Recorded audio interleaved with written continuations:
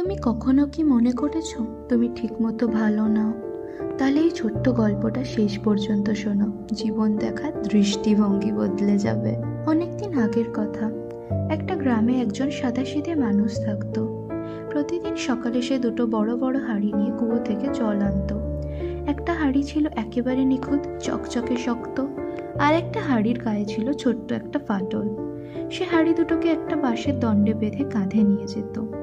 ঠিকঠাক হাঁড়িটা সব জল বাড়ি পৌঁছে দিত, কিন্তু ফাটা হাঁড়িটা পথে হাঁটতে হাঁটতে অল্প করে করে জল ফেলে দিত। বছরের পর বছর এই চলতে থাকে। ফাটা হাঁড়িটার মনে খুব কষ্ট জমে যায়। একদিন ফাটা হাঁড়িটা চুপচাপ বলল, আমি খুব লজ্জিত। প্রতিদিন তুমি এত কষ্ট করে জল আনো, আর আমার কারণে অর্ধেক জল রাস্তায় পড়ে যায়।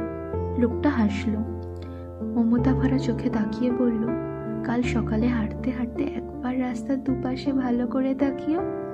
ফাটা হাঁড়ি অবাক হয়ে ভাবল। তারপরের দিন সূর্যের আলো পড়তে পড়তেই হাঁড়িটা লক্ষ্য করলো, পথে যেতে যেতে তার পাশের পুরো পথ জুড়ে ফুটে আছে রঙিন ফুল। গাঁদা, শিউলি, বেল ফুল হালকা হাওয়ায় দুলছে, খুব সুন্দর বাতাসে তার স্নিগ্ধ গন্ধ ছড়াচ্ছে। লোকটা হেসে বলল, দেখলে, আমি তোমার পাশের দিকে রাস্তায় বীজ ছিটিয়েছিলাম। তুমি প্রতিদিন একটু একটু করে যে জল ফেলো, সেই জলেই এত সুন্দর ফুলগুলো হয়েছে। আর তোমার ফাটলটাই এই পথকে আরো সুন্দর করে রেখেছে।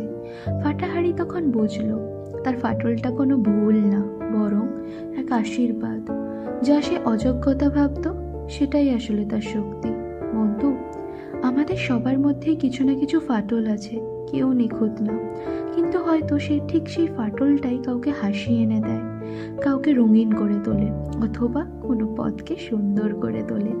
তাই মনে রেখো, তুমি যেমন, ঠিক তেমনটাই যথেষ্ট। যদি গল্পটা মন ছুঁয়ে যায়, কমেন্ট করো।